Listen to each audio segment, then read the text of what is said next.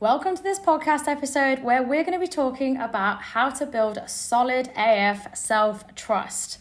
Okay, I'm going to caveat this by saying that some of you are not going to like this episode.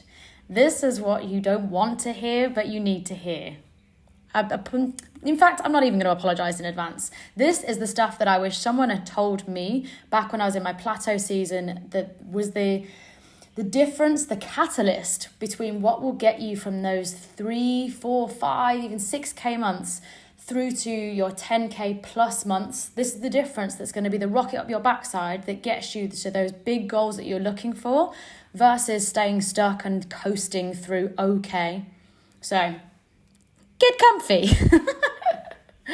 So inside this episode, I'm going to be talking through 7 different ways that you can build solid self-trust. These are all based on the things that I did myself. And so I'm qualified to speak on this because I was in that comfort zone. I was in that sort of okay season and I broke out of it. And so this is me from the other side saying that if you want to show up like a confident badass, if you want to be unapologetic as fuck, if you want to be building solid self-trust, that means that you back yourself all the way to the end and then more. This is the uncomfortable stuff that you're going to have to move through in order to get there. You don't get to show up like a confident motherfucker that knows that she can back herself all the way to the end if you don't get a little bit uncomfortable. Which starts with this episode. So I'm currently sat overlooking the jungle of Bali, feeling absolutely incredible. But even when I'm not out exploring the island, filling my adventure cup, there's still things that I do every single day to make sure that I stay feeling unstoppable. And that's how that then I keep the certainty that I know that I will smash my goals. I know that I back myself. That then helps me to show up every single day with this main character energy, this big, bold self, this person that knows that whatever I do, I will fully commit. And so I'm going to take you through these 7 little things that I do. But if I haven't already reiterated it, if you don't yet have solid self-trust, if you don't back yourself, you won't send it. You won't play to win. You'll play to take part, sure, that's cute, but you won't play to win. You won't step forward and you won't fully go for it. And in entrepreneurship, you have to go for it. If you're just coasting along, if you're fine coasting along, if you're happy with coasting, then fine, this episode is not for you. But if you're someone that wants to be smashing their goals out of the park, this is the work we need to be doing. Because if you don't have solid self-trust, what that will show up like in your business is it will seep throughout everything that you do. The habits and the routines that you build for yourself, the content that you create, the type of clients that you call in, your standards for yourself and your clients, this lack energy. And I'm talking about even if you're like, yeah, 70% I've got it, maybe 80%. But if you don't show up with this 100% self-trust, that will seep into your business. And so I'm someone that I've never associated with words like imposter syndrome because you are qualified. You are as qualified as you have ever been, and you are more than qualified to be doing whatever it is that you want to do. You're just as qualified as everybody else who is also going for what their dreams and goals for. If you're constantly growing your business, you're always going to be at a point that you've never been at before. So I would hope that you are always feeling a little bit of like, holy fuck, I've never been here before. That's a good thing. Which is why I don't associate with words like imposter syndrome. Like if you tell me you're scared and uncomfortable because you've never been here, that tells me that you're growing at a level. And I'm like, yes, amazing. So back yourself.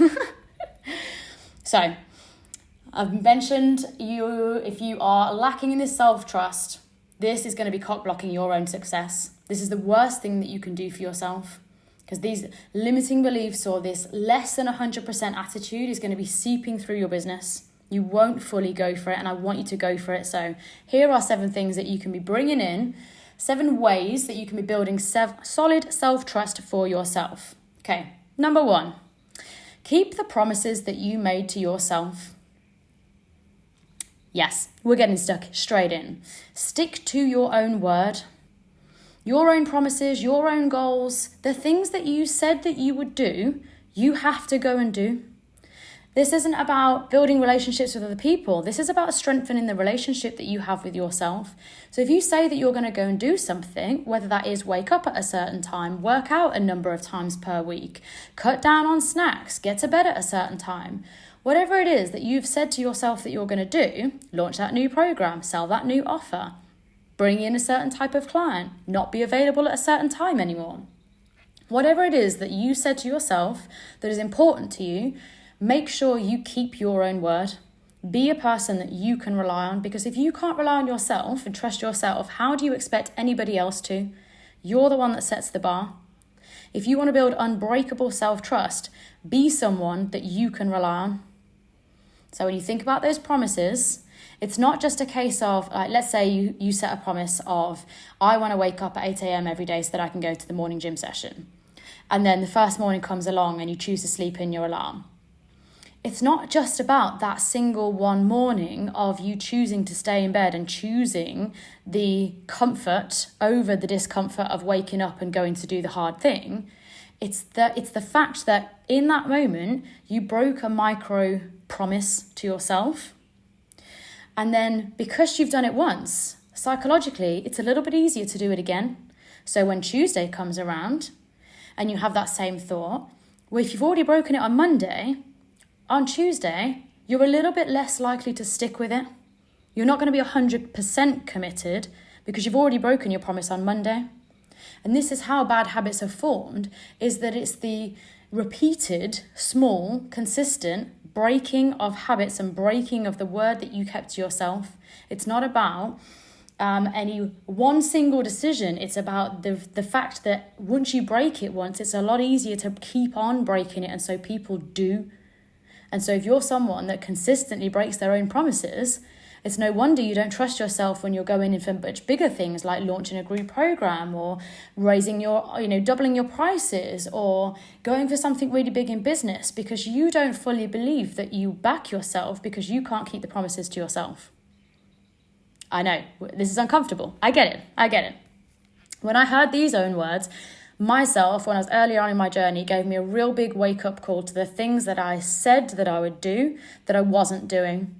And so I'm sharing this uncomfortable favor with you guys, and you will take from this the pieces that you need to take from this. So if this is getting you uncomfortable from the beginning, sorry, not sorry. Number 2, show discipline. Don't break on those small things. Whether it is that getting up earlier, whether it is the extra snack, whether it is those last few reps at the gym, don't cut corners. Be the one that goes all the way. Show discipline. If you say you're going to do 6 reps, do 6 reps. In fact, fuck it, do 8. Don't be the one that says, I'm going to do X, and then you fall short of your own word. Be committed to the work, not the end result. Building solid self-trust is about being the one, not who consistently wins, but who is disciplined with the actions that lead you to win. So fall in love with the habit of building that discipline, not with the outcome. Number 3, get it done. Perfectionism is killing your growth. The need to feel ready is killing your growth.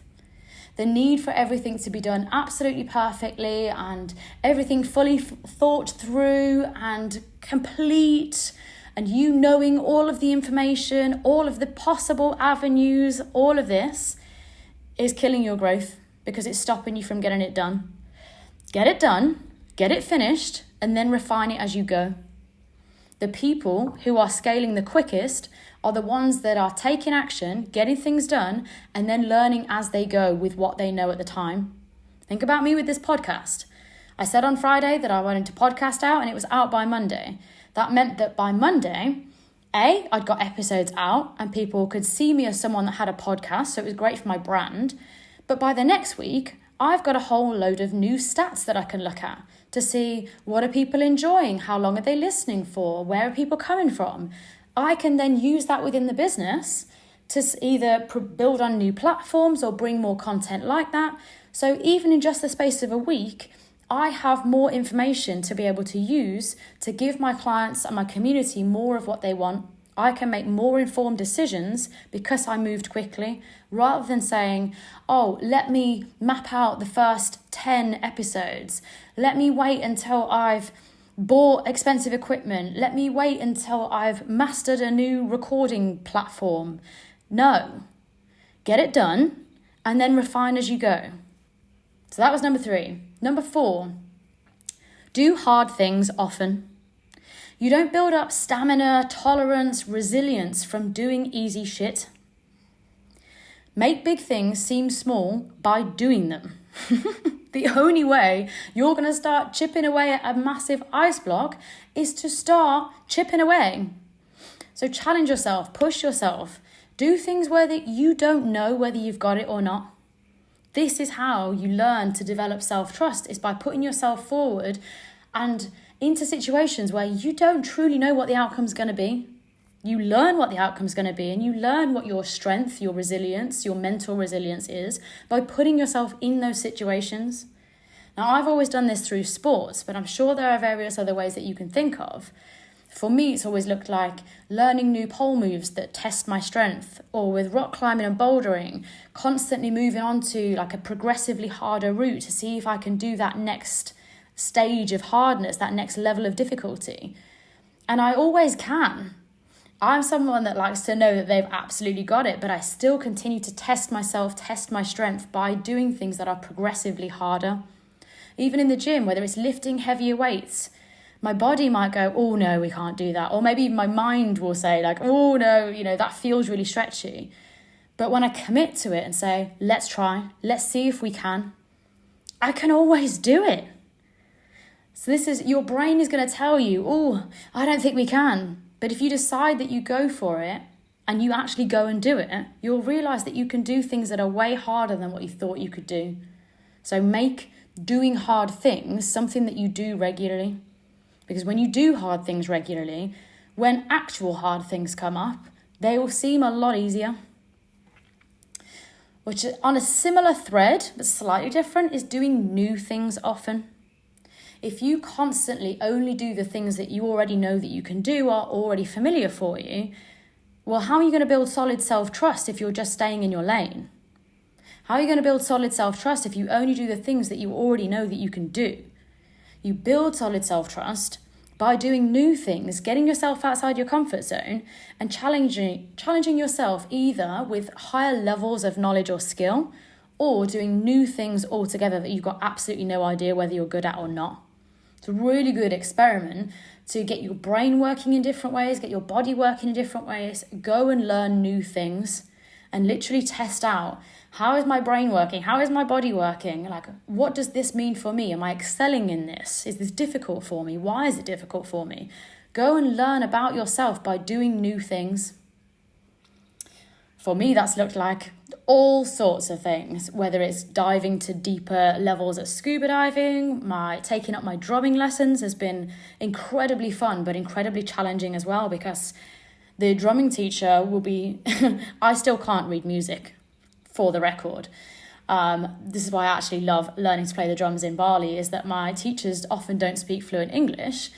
Why would they? Which is fair enough. And I don't speak Indonesian, and so they might write the music up on the board, but because I can't read music yet, they will just say, Sarah, follow me, play what I play, which is amazing because it's I just get to copy what they do. And so it's very much practical based, which I love. But drumming is such a whole new skill set of your left and your right hand will be doing different melodies, whilst also at least one foot, if not two, will be doing different melodies. It is it's called unilateral movement, where both hands and both feet are doing different things. The only way I can describe it is, the challenge where you're tap your head and rub your belly? Imagine that, but with your feet doing things at the same time as well. It is a crazy brain challenge.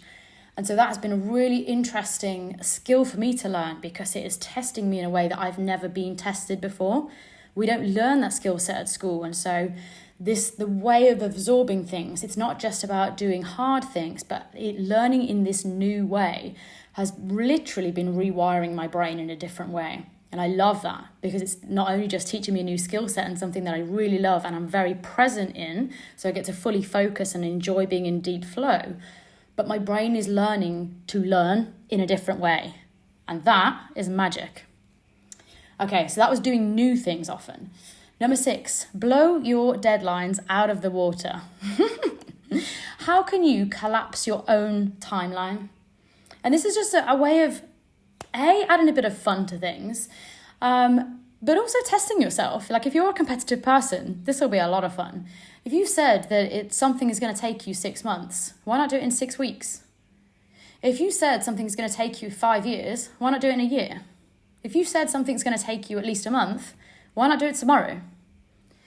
There's a law called Parkinson's law that says it will always take you for as long as you allow. It says something around time will expand for as long as your time allows. Something like that. Basically, if you say that it's going to take you a week, it will take you a week. And if you say that it's going to take you a month, it will take you a month. So why don't you just decide that it's going to take you less than what you originally said? And you will make it happen in the shorter time frame. It doesn't have to take you 6 months, a year, 5 years. Decide that it's going to take you less than and blow your own deadlines out of the water. Time will expand for as long as you allow it to expand. So don't let it expand. Say you're going to do it. Take action. Look at what the necessary, the most essential steps are. Do those and then learn as you go. And then lastly, work out. You build solid self-trust by doing hard things consistently, getting up and going when you didn't feel like it, choosing a harder weight instead of the easier one, or a harder class instead of the easier one, or holding a certain move for longer and that time under tension. Physical endurance increases your mental endurance.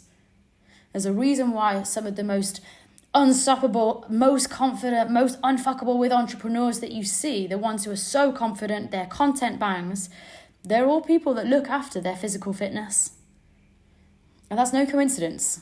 It's because they already have built a routine where they do hard things regularly. So their mindset and therefore building a business and creating ballsy content, all of that is super easy because they've already done the hard thing. So if you're not already, bring workouts into your routine and watch how your mindset, this isn't just about your physical health, although that would be enough. Work out for your physical health, but work out for your mental health, because you will build such solid self-trust when you have already been under duress or held the hard thing or picked up the heavy thing. When you do these hard things consistently, building solid self-trust in your business and going after hard things that either challenge you, whether it's working with a higher volume of clients or a higher caliber of clients, or bringing new clients into your mastermind, or supporting 4 different levels of clients, or bringing in a new one-to-many offer, or bringing in a retreat or VIP day, or whatever it is that feels stretchy for you. It won't feel stretchy if you've already been doing your stretches in the gym. Your mental stretches won't feel big if you've already been doing your physical stretches. Physical endurance increases your mental endurance. So go do the hard thing physically, and then your business, it will all feel easy. So wrapping up here, why is all of this important? It's important because when you do these things, whether it's doing the hard thing, doing the new thing, working out, getting it done rather than just stalling and letting perfectionism ruin you and off you, not keeping things just stalling and rolling over into the next month, into the next month, into the next month, breaking your promises to yourself, not showing discipline with yourself or others. You're the one that sets the standard for how other people move around you. People are more likely to respect you because they can see that you respect you. So when you do all of these things, you build solid self-trust with you. Nobody else can fuck with you if you set the standard. When you set the bar and you can rely on you to get stuff done on time when you said that you would, you back yourself fully. This is what brings unshakable confidence. I'm the most confident I've ever been in my business, and this is because I take the most action now. The most unconfident, I was still confident, but I didn't back myself all the way. I was shaky in my boots, in my belief of how much success I could achieve. And the time when that has happened is when I was taking the least amount of action. So have this in fact, that can be point number 8. Should be point number 1. Take action. We'll caveat it underneath getting it done. You will build more confidence with yourself the more action that you take. It's not enough to just be learning, going to masterclasses, downloading freebies and telling yourself that is enough. It's not. When you take massive action and you implement the things that you've been learning and you give yourself switch off time, it's not enough just to be absorbing. Yeah, that makes you a good student, but sorry, you don't get any marks for being a good student. You get marks for going and implementing what you've learned and growing the business accordingly. Okay, this is my little kick up the backside.